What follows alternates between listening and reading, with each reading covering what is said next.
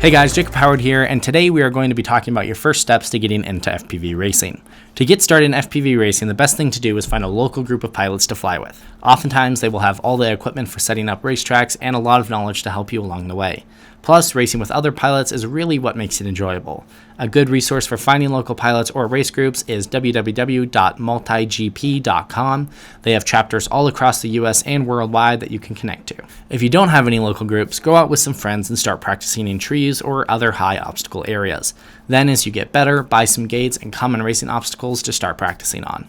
Also, you can get started in the Drone Racing League's very own FPV racing simulator. The link is down below. As with all simulators, this will allow you to get in a lot of practice on a virtual, unbreakable drone before you spend the money on all the real stuff. I always recommend starting out any new FPV journey on the simulator. You can also do FPV racing on the Liftoff simulator in case you already own that one. When it comes down to the racing, here's what you need to know about the obstacles and flags in the race course.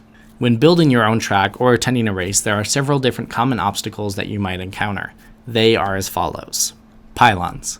Pylons are normally vertical flags or poles that mark a corner or area that you need to fly around or through. Standard gate. A standard gate is normally a 5 foot by 5 foot square or round opening positioned on the ground that you must fly through. Tower gate. A tower gate is like a standard 5 by 5 gate, but it is suspended up in the air.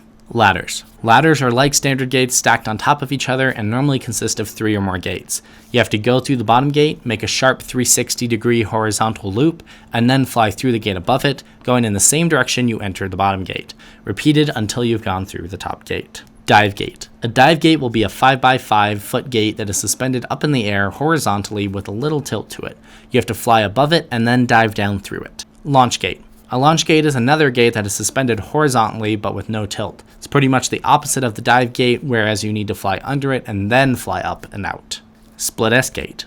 A split S gate consists of 2 vertical pylons with a 5 by 5 gate in the middle. Pilots have to fly between the pylons and do a split S maneuver to then go through the gate below. 90-degree offset gate. The offset 90-degree gate is a standard gate with a standard tower gate, but connected and with a 90-degree offset. You must enter the tower first and then exit through the lower gate. Hurdles. Hurdles consist of a wall with 2 vertical pylons on either side. You must fly up and over the wall, but stay between the vertical pylons. Slalom. A slalom is normally 3 or more vertical pylons that you have to fly an S pattern through.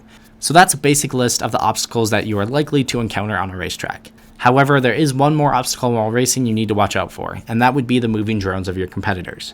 Colliding in air is bound to happen sooner or later with all these dives, turns, and high-speed maneuvers. So when you do go out for your races, make sure to be prepared to do on-site repairs to your drone or to make sure you can get back up and flying as soon as possible.